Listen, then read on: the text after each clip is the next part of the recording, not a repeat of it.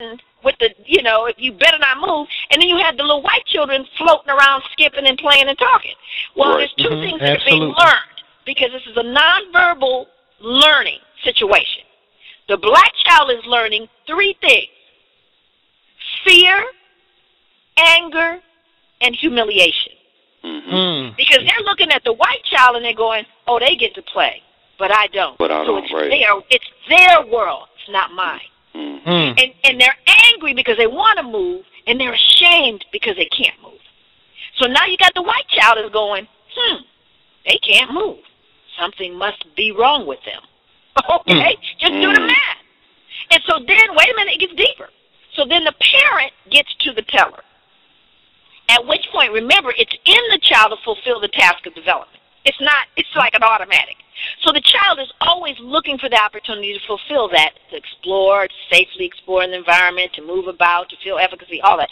So the parent is at the counter, preoccupied. The children then are thinking, Mom ain't looking. She's preoccupied. They go underneath the counter because they can't see him now. Now Mama can't even see him. They're underneath the counter, and they're sliding down. They're trying to escape. Trying to fulfill the task of development. However, there's another social control. In the line is another black person. The black person in the line doesn't know the mother or that father or the children, but does know the death stare. Right? So that parent looks at that child, steps out the line, looks at him, gives him that little look. The child steps back in line, back to their mother. Because now that parent, that adult has that parent's back. Do you see? So the social arrangement, and nobody said a word.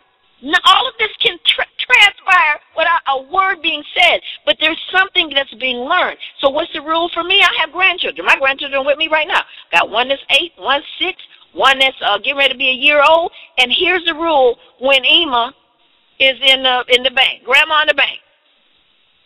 Make certain I can see you. That's it. And they'll say to me, here I am, Ema. They'll wave. You see me, Ema? Okay, great. Right? And they're walking around. They're looking through the window. They're looking at the magazines. They're being kids. Yes. They're allowed that freedom. They're allowed that freedom to be a child. Thank you. Right. So our fear paralyzes our own children. We don't do it on purpose, but we didn't have that class. We didn't have that meeting. They don't tell us and it couldn't be bad because Big Mama taught me this. We just said we don't even know the math. Right. That's how it happens. Are you conducting the classes? I guess you starting late though. Please. Look, this got to start in utero. And I think that, and honestly, when I say that, I mean it, in utero. Because what we now know is that stress, the stress hormone cortisol, one of them, can be passed from a stressed mother through the umbilical cord to the infant. So our kids are stressed before they even come into the world. And then they come into a stressful world. And then I have a whole other hour-long program on what that produces, which everybody else is calling ADHD and ADD. Wow, yes. It's they always got a new label for us. For it's economic. It's economic. We got something you need that you got to now pay us for. Let's understand. Pharmaceuticals gonna always find a reason why you need it. And I'm not suggesting in any way that some type of listen. I know some people that need some pharmaceuticals. Let's be clear. All right, some of us need some pharmaceuticals. I'm not one of those people that goes, we don't have any. Yeah, you do. Sometimes we need the pharmaceuticals. So I'm not on, because I try to be. I'm a reasonable person. I'm passionate about what I feel and what I think. I correct things as I learn more. I engage people. I try to, again, it's not about, I've not arrived. I've just agreed to take the trip. And the bottom line is that we all have to participate in our own healing and in our collective healing. I'll give you a perfect example. I'm walking down the street in my neighborhood in Stone Mountain, which is where I live, in Stone Mountain. So I'm walking through. It's warm. I love it. Evenings you can walk, day, it's nice. So I'm walking down the street one day, and I see another set of adults in front of me, also walking in front of me. In front of them, coming towards them, is a group of young people. young guys, you know, tattoos on their neck, gold teeth, pants, you know, at your knee, butt all out with the boxer short, you know who I'm looking at, waddling down the street toward me. So you have these people in front of me, and I notice them. I'm looking at them, right? And I've always thought I'm gonna run up and just pull them pants down. See, they couldn't catch me, you know. So but in my mind, I'm always thinking that. What if I just ran and pulled them all the way down? They probably couldn't get them up fast enough to catch me, you know. Anyway, I'm just joking in my mind. But the adults in front of me, as they approach, all of a sudden, as they get closer, the adults in front of me cross the street. These are all black folks, by the way. And these are black people, adults, that crossed the street. And I looked at them, I went, oh, I ain't crossing the street. What are they thinking? So as the young men approached me, I said, I can't live where I'm afraid. First of all, I can't be scared of them. So they come, and they get close to me, and when they get close enough, I stop them and say, hey, hold up. So all four of them stop. I walk up to one of them, I said, what's your name? Tells me his name. I said, what do you plan to do with your life? And then the rest of them start laughing. I said, oh, no, don't laugh, because I'm coming to you next. I'm coming to you next. Think about it. It's going to give you some time to think. So he goes, oh, I know what I want to do. I said, what you want to do? He said, I want to be an entrepreneur. I said, all right, what kind of entrepreneur? He said, well, my uncle owns a barbershop, and I'm thinking about owning my own barber. I said, well, good for you. What are the kind of things that you're doing to get yourself there? So now the other ones, they can't wait. So I'm asking them. They have hopes, they have thoughts, they have dreams. And the adults in their community crossed the street. Are you following me? Yes. They crossed the street. Do you know what message you sent to them? Now, next time I see them, I'm coming down the street. They wait for me. Yes. They see me coming. They don't speed up and say, oh, here she coming. They wait because I'm an adult that believes enough in them that will listen to what that's going on inside of them. Wow, yes. So when I talk about this whole idea about how we got to do it, we can't turn and go, that's a damn shame. Look at that boy there. Or look at that girl. She's a mess. Wait a minute. She's mine. He's mine. Absolutely. This is a village.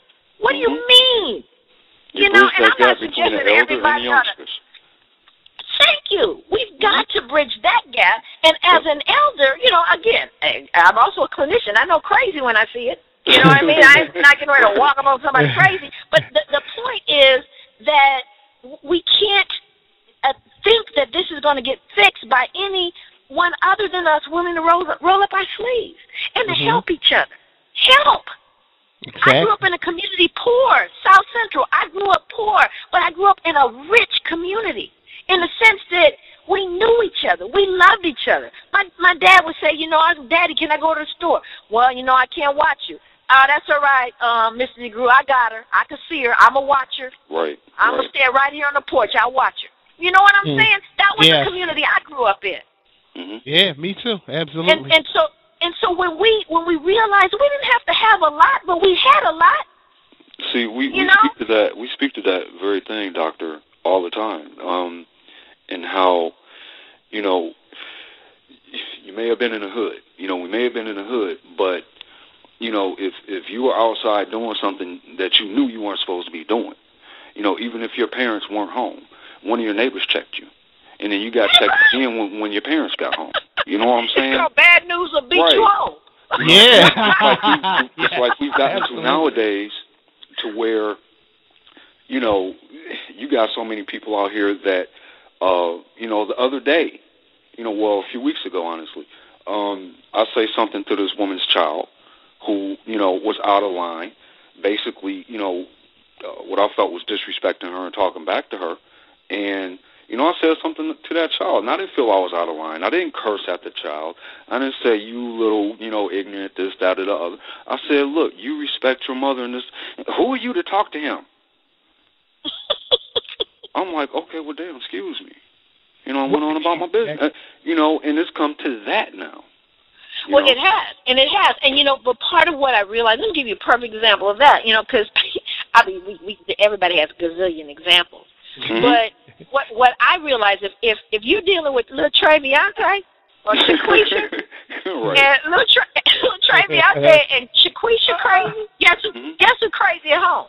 They ain't the only ones crazy. Daddy, right. Mama crazy, daddy crazy. I had a little girl showed up at school. I was in a middle school situation. I was the director of curriculum, and I was working with, and I walked in. I don't know this child, but she looked like she ready a streetwalker. She ain't but 13, and she got see-through, all kind of wrong going on. So I took her in the office and said, look, sweetheart, I said, I love you too much to let you stay at school like that. I love you too much. Because you need to go home and you need to get on some proper clothes. Well, why'd I do that? Because about 20 minutes later, I could hear somebody cussing everybody out, starting at the door. She got on house slippers. Matter of fact, the child looks great compared to what her mama was looking like, coming up to the school ready to cuss me out and beat me down. Wow. So you got to know, like, I'm from South Central. I don't let me have to start taking off my earrings. Anyway, so I'm looking at her. She shows up. The Vaseline out. Going, I would take the rings off. We got to do. So she starts, really lightening. Who is it that's got the, MFs and Fs and F, just cussing everybody out? Well, my daughter, this is my child. So I said, I'm sorry, excuse me. That would be me. I'm the one that did that. I said, and, all the blame, it goes here. I said, but let me tell you what I was concerned with. I was concerned about her safety. What you mean, her safety? I said, now, I know who you raised. This is your daughter. And I know she's a wonderful young girl. But as you can see, she got the body of a pretty mature young girl. And that could get misread by someone that might want to harm her. You know what I'm saying? Oh, yeah. I said, we got predators. We got predators in this community. And I want to make certain she gets home safe. So I'm really sorry, but that was what was motivating what I was doing. Oh, no, we got to keep the baby safe. Oh, no, I appreciate that. So I had to flip it all around for her. I mean, at the end of the day, predator or not, the child was dressed wrong. You know what I'm saying? But for her to turn off that trigger in her head, which I know is there, no doubt, all we got to go back and look at her genogram to figure out how come she's the way she is. Do you understand? I can't be mad at her because she broken too. So for me, what I realize when I deal with my people, and the other thing is everybody is not dysfunctional. Let's be clear. Some folks are tracking. And unfortunately, too much focus is on what's not working. The other thing that I think we need to do is we need to send and show and reflect the positives, which are more than the crazies, If you were to pay attention to the media, again, and the data and the statistics that get spit at you all the time, you'll begin to believe that every black man, woman, and child doesn't have a single synapse firing right. But that's not true. The majority of us are good, hard-working people trying to do our lives. And we need to have that also reflected much more so that our children can see that there are models of sanity in their world. Right. So again, it's not a single thing. It's layers. And I say to people, you don't have to do what I do. You don't have to do what I can't. What you all are doing right now, what you are doing, and us having this conversation on this radio station. Do you know how long it would take me to try to reach the people that you are reaching right now? Thank God you are there. Do you see what I'm saying? But thank God you had the wherewithal to be whatever kind of criticism you get or critique or negativity. You said, you know what, I'm going to bring this conversation to people who may not otherwise hear it. All of us have a part to play. Now you got me blushing now. So, Yeah, that was one of the criteria, trying to reach as many people as we possibly could. So on every level, and you all are providing that. And I can't do what you do. But I'm going to support what you do. Thank you. Absolutely. I'm so humble right now, Doc. Wow. Thank you. And that, Doctor, I have a call online. Would you mind taking a caller? Yeah, y'all know I've gone much longer. You got me. You got me. Real Jewish. Listen. I'll just let her talk. Go ahead. Is she going over the top? Go ahead. Let her talk. No. I don't mean that. No, I will definitely take a question if there's a question there. Okay, let me get this caller real quick. Give them a couple of seconds. Caller number 1, state your name and what you represent. Sister Ann Waba. Oh, hold up, my sister. How you?